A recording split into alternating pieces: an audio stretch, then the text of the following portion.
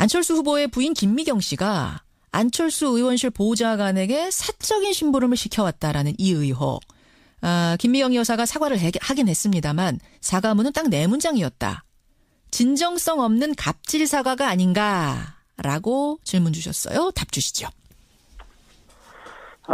정치인의 아내들은 의정활동의 일부를 감당을 하는 것이 사실입니다. 예.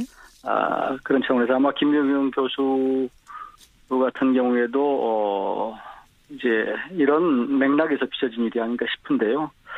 아마 국민들의 엄격한 눈높이로 보면 참 이해하기 어렵고 기대를 벗어나는 것이 사실입니다. 그래서 사과를 했습니다. 사과를 했는데 아마 여전히 이제 상대 후보 측에서는 그런 것이 미진하다 이렇게 말씀을 하고 계시는데요. 예.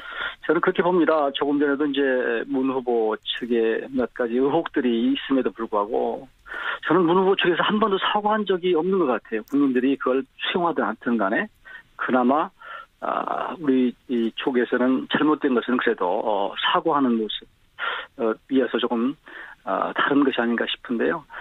저는 그런 부분 개인적으로는 좀 억울한 측면이 없는 것은 아니지만 잘못했다고 생각을 합니다. 사과했다.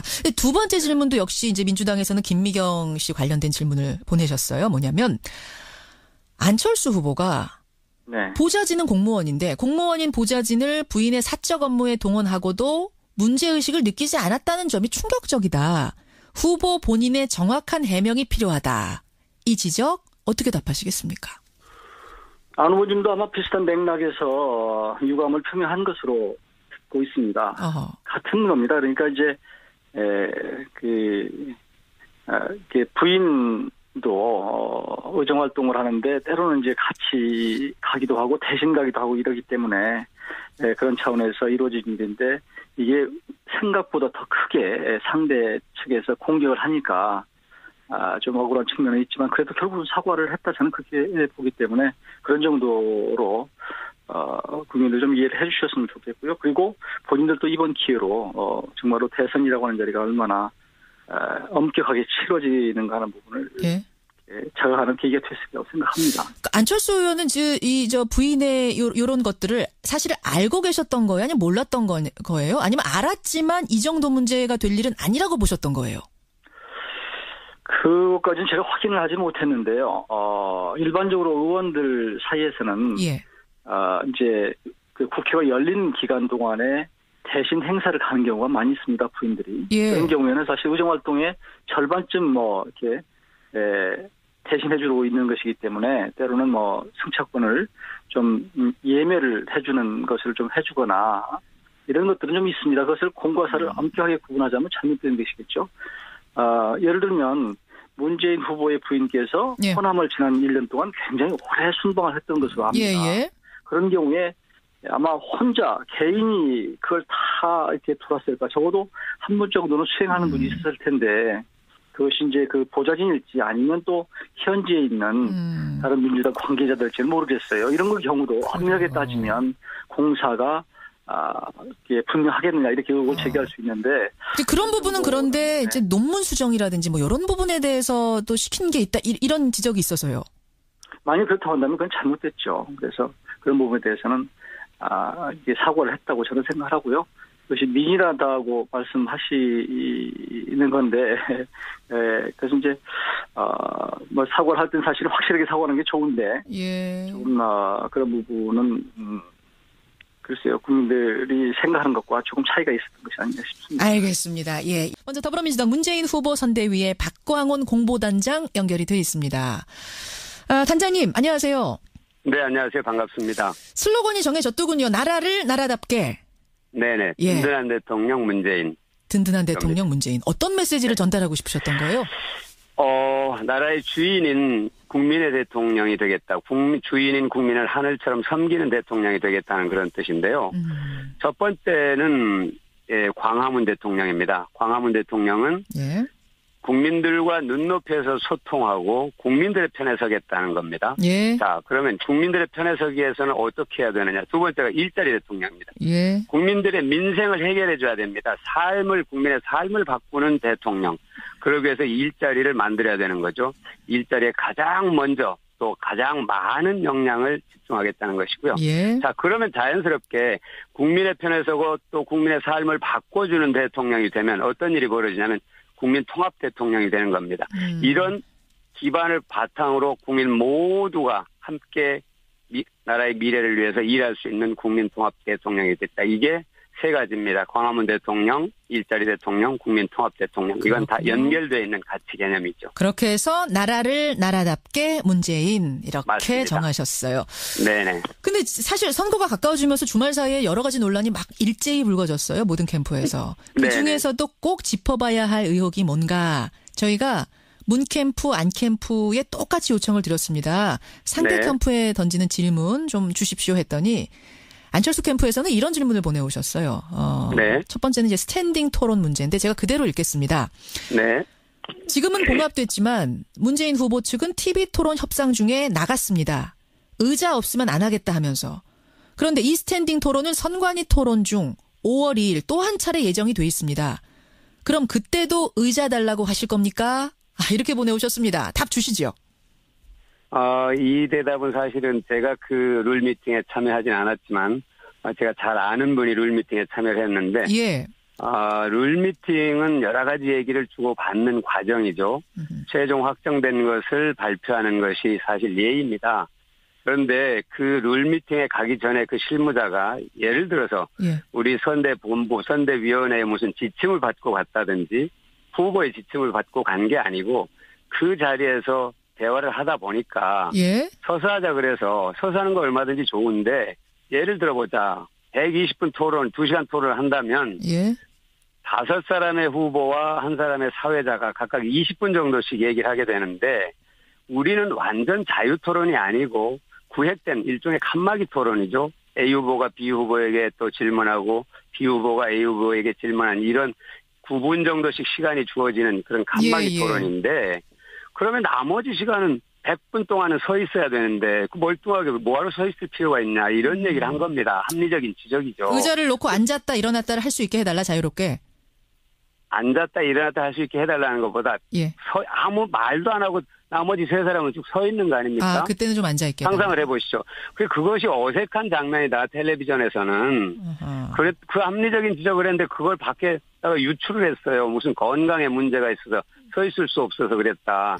그거는 얘기가 안 되죠. 문재인 후보가 히말라야 트레킹을 4번째 했습니다. 알겠습니다. 그리고 북한산을 자주 다닐 뿐더러 산에 다니면 보통 4시간, 5시간씩 등산을 하는데 2시간 서 있는 게 뭐가 문제가 되겠습니까? 예. 저건 대단히 악의적이고 아주 건강을 걸어서 어떻게 해보겠다니. 심지어 뭐 노쇠했다 이런 표현을 썼는데 나이 많은 분을 폄하한 아주 저는 위험한 발상이라고 생각합니다. 결론은 그냥 서서 의자 없이 하는 걸로 결론이 났나요? 지금 서서 하되 의자를 이제 보조 의자를 놔두는 걸로 저는 결론이 났다고 들었습니다만 알겠습니다. 그게 뭐 앉을지 안 앉을지는 저는 모르겠습니다. 문 후보는 이렇게 얘기했죠. 그거 앉아서 하나 서서 하나 무슨 차이가 있나 그쪽에서 하자는 대로 다 합시다. 이렇게 그 논란이 된 뒤에 보고를 받고 나서 그렇게 얘기를 하셨죠. 첫 번째 질문에 대한 답변 주셨고요. 두 번째 질문은 이겁니다. 이것도 역시 국민의당에서 보내온 질문. 지난 대선 당시 홍보 동영상에서 그 1,000만 원대 고가 의자가 문제가 됐었죠. 그때 문 후보 부인 김정숙 씨는 중고로 50만 원에 발품 팔아 샀다라고 해명을 했었는데 나중에는 최근에 또다시 이제 문제가 되자 그 당시 모델하우스의 가구 뭐 전부 합쳐서 3,500만 원이라고 했다가 또다시 뭐 1,000만 원 오락가락 말바꾸기 해명을 해서 논란을 증폭시키고 있다. 도대체 진실은 무엇인가?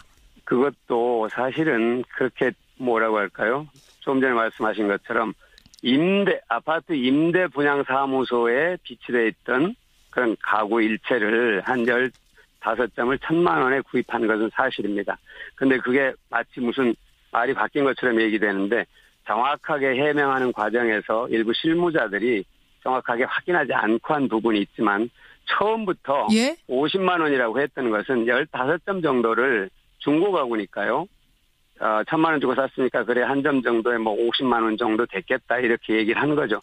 근데 그게 무슨 엄청나게 고가 가구라고 그랬는데 그게 사실 메이드 인 차이나고 임대분양 사무소에 무슨 그런 고가 가구가 들어가겠습니까? 상식적으로. 이거는 제가 보기에는 그 2012년도에도 어느 방송에서 뭡니까 소파 가지고 1시간 동안 방송을 하더라고요. 제가 참 이거는 전파의 낭비다 하는 생각이 들었었는데 그 그때 그런 어떤 방식이 지금까지 계속되고 있다 이렇게 봅니다. 그러니까 적어도 문재인 후보에게 핵심적으로 문제를 지적할 만한 사안들이 없다 보니까 이런 문제를 자꾸 부풀리기 위해서 되풀이해서 문제 제기를 하는 건데 우리 집에 소파 사게 된다면 제가 알기로는 몇백만 원씩 하는 걸로 아는데요. 그 문재인 후보는 양산으로 이제 대통령 비서실장 마치고 양산으로 이사를 가게 되니까 가구를 여러 개를 구입했다. 알겠습니다. 그럼 좀 정리를 하자면 2012년 때는 그게 이제 고간이 아니냐 문제였는데 지금은 사실 이제 거짓말 논란으로 좀 번진 거거든요. 그러면 김정숙 여사의 2012년 최초 해명, 이 의자는 50만 원짜리 내가 발품 팔아서 구한 거다라는 해명은 여전히 유효한 겁니까? 발품 팔았다는 표현 말이죠. 자, 뭔가 우리가 그렇게 얘기를 하죠. 싼 물건이 어디 있나 없나 이렇게 알아봤다는 그런 표현이죠. 발품 내가 걸어다니고 한 것도 물론 다 들어가지만 그게 결국 그 지인으로부터 그 가구를 이제 임대분양사무소에 있는 가구를 인수를 했는데 유효하다. 그런 의미라고 생각합니다. 발품 팔았다는 거. 유감을 표명한 것으로 듣고 있습니다. 같은 겁니다. 그러니까 이제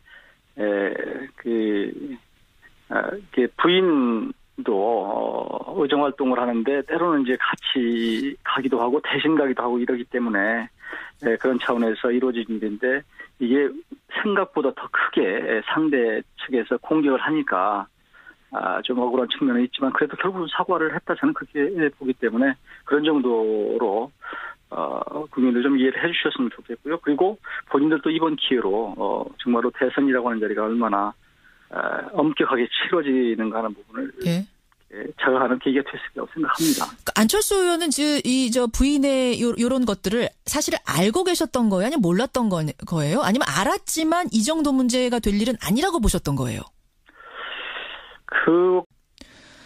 안철수 후보의 부인 김미경 씨가 안철수 의원실 보좌관에게 사적인 심부름을 시켜왔다라는 이 의혹. 김미경 여사가 사과를 하긴 했습니다만 사과문은 딱 4문장이었다. 진정성 없는 갑질 사과가 아닌가라고 질문 주셨어요. 답 주시죠.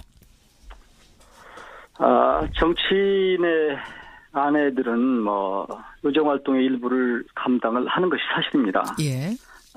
그런 차원에서 아마 김미경 교수 같은 경우에도 이제 이런 맥락에서 빚어진 일이 아닌가 싶은데요. 아마 국민들의 엄격한 눈높이로 보면 참 이해하기 어렵고 기대를 벗어나는 것이 사실입니다. 그래서 사과를 했습니다. 사과를 했는데 아마 여전히 이제 상대 후보 측에서는 그런 것이 미진하다 이렇게 말씀을 하고 계시는데요. 저는 그렇게 봅니다. 조금 전에도 이제 문 후보 측에 몇 가지 의혹들이 있음에도 불구하고 저는 문 후보 측에서 한 번도 사과한 적이 없는 것 같아요. 국민들이 그걸 수용하든 않든 간에 그나마 우리 이 쪽에서는 잘못된 것은 그래도 사과하는 모습 이어서 조금 다른 것이 아닌가 싶은데요. 저는 그런 부분 개인적으로는 좀 억울한 측면이 없는 것은 아니지만 잘못됐다고 생각을 합니다. 사과했다. 두 번째 질문도 역시 이제 민주당에서는 김미경 씨 관련된 질문을 보내셨어요. 뭐냐면 안철수 후보가 보좌진은 공무원인데 공무원인 보좌진을 부인의 사적 업무에 동원하고도 문제의식을 느끼지 않았다는 점이 충격적이다. 후보 본인의 정확한 해명이 필요하다. 이 지적 어떻게 답하시겠습니까? 안 후보님도 아마 비슷한 맥락에서까지는 제가 확인을 하지 못했는데요. 일반적으로 의원들 사이에서는 이제 그 국회가 열린 기간 동안에 대신 행사를 가는 경우가 많이 있습니다. 부인들이. 그런 경우에는 사실 의정활동의 절반쯤 이렇게 대신해주고 있는 것이기 때문에 때로는 승차권을 좀 예매를 해주는 것을 좀 해주거나 이런 것들은 좀 있습니다. 그것을 공과 사를 엄격하게 구분하자면 잘못된 것이겠죠. 예를 들면 문재인 후보의 부인께서 호남을 지난 1년 동안 굉장히 오래 순방을 했던 것으로 압니다. 그런 경우에 아마 혼자 개인이 그걸 다 이렇게 돌았을까. 적어도 한 분 정도는 수행하는 분이 있었을 텐데 그것이 이제 그 보좌진일지 아니면 또 현지에 있는 다른 민주당 관계자들일지는 모르겠어요. 이런 걸 경우도 엄밀하게 따지면 공사가 분명하겠느냐 이렇게 의혹을 제기할 수 있는데 그런 부분은 그런데 이제 논문 수정이라든지 이런 부분에 대해서도 시킨 게 있다 이런 지적이 있어서요. 만약 그렇다고 한다면 그건 잘못됐죠. 그래서 그런 부분에 대해서는 이게 사고를 했다고 저는 생각하고요. 그것이 민일하다고 말씀하시는 건데, 그래서 이제 뭐 사고를 할 땐 사실은 확실하게 사고하는 게 좋은데, 예. 조금 그런 부분은 글쎄요, 국민들이 생각하는 것과 조금 차이가 있었던 것이 아닌가 싶습니다. 알겠습니다. 예. 먼저 더불어민주당 문재인 후보 선대위의 박광온 공보단장 연결이 되어 있습니다. 단장님, 안녕하세요. 네, 안녕하세요. 반갑습니다. 슬로건이 정해졌더군요. 나라를 나라답게. 네네. 예. 든든한 대통령 문재인. 든든한 대통령 문재인. 어떤 메시지를 전달하고 싶으셨던 거예요? 나라의 주인.